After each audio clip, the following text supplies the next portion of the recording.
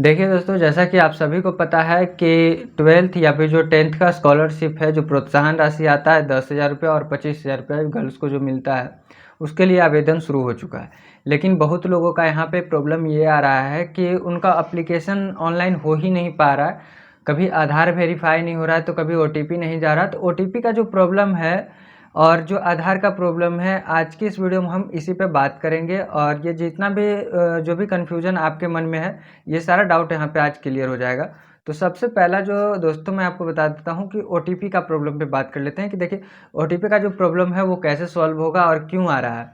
तो देखिए, जब भी आप दोपहर के टाइम में अगर ओटीपी भेज रहे होंगे इस साइट से, या फिर शाम के समय में, तो यहाँ पे सर्वर काफ़ी बिजी रह रहा है। इसके वजह से यहाँ पे ओटीपी में प्रॉब्लम आ रहा है। तो आप अर्ली मॉर्निंग मतलब तुम सुबह सुबह आप करिए ये काम ओटीपी वाला, तो आपका ये प्रॉब्लम यहाँ पे सॉल्व हो जाएगा। ये पहला सॉल्यूशन था आपका, जो कन्फ्यूज़न था ओटीपी से रिलेटेड कि ईमेल पे ओटीपी जाना या फिर मोबाइल पे ओटीपी जाना।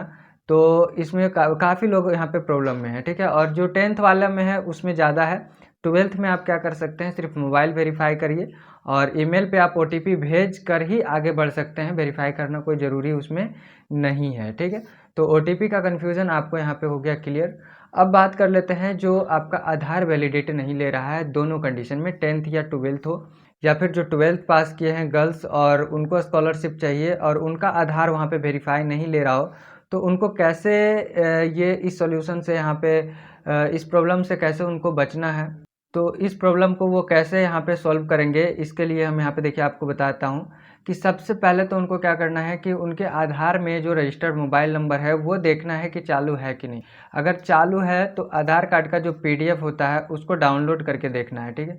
वो डाउनलोड करके देख लीजिए। अगर आपका आधार का जो पीडीएफ आ रहा है, ई आधार आ रहा है, वो आपके मैट्रिक के डिटेल से मैच करना चाहिए। जो मैट्रिक का मार्कशीट होता है उससे मैच कर रहा है, तो समझिए आपका स्कॉलरशिप यहाँ पे हो जाएगा। सर्वर प्रॉब्लम के वजह से नहीं हो रहा है। लेकिन दोस्तों उसमें एक भी स्पेलिंग अगर गलत है, जैसे नाम में कुछ भी स्पेलिंग एक डिफरेंट है आधार और मैट्रिक के मार्कशीट में, तो भी आपका यहाँ पे स्कॉलरशिप नहीं हो सकता है, ये नहीं कंप्लीट होगा। और अगर डेट ऑफ बर्थ भी आपका अगर अलग है तो यहाँ पे ये स्कॉलरशिप आप नहीं भर सकते हैं, ठीक है। तो ये दोनों केस में आपको आधार का जो भी डेटा है उसको आधार सेंटर जा करके करेक्शन करवाना पड़ेगा। जैसे नाम में अगर प्रॉब्लम है तो नाम को करेक्शन करवाइए, डेट ऑफ बर्थ में अगर प्रॉब्लम है तो डेट ऑफ बर्थ को करेक्शन कर। तो ये दोनों में ही यहाँ पे अभी फ़िलहाल के लिए मैटर फंस रहा है बहुत लोगों का, और काफ़ी लोग इससे परेशान भी है। बहुत लोगों का हो ही नहीं पा रहा है, और डेट तो आपको पता ही है कि 15 मई तक है। तो काफ़ी लोग परेशान हैं। और अभी इधर फ़िलहाल देख रहे हैं 2-3 दिन से कि सर्वर भी काफ़ी डाउन चल रहा है। तो यहाँ पे जो जिस तरह से प्रॉब्लम आ रहा है, नहीं लग रहा है कि सभी लोगों का कंप्लीट हो जाएगा। तो डेट आगे बढ़ने या ना बढ़े, इसके लिए हम लोग को इंतज़ार नहीं करना है, लेकिन इसी डेट में कंप्लीट कर लीजिए। अर्ली मॉर्निंग सुबह में उठिए।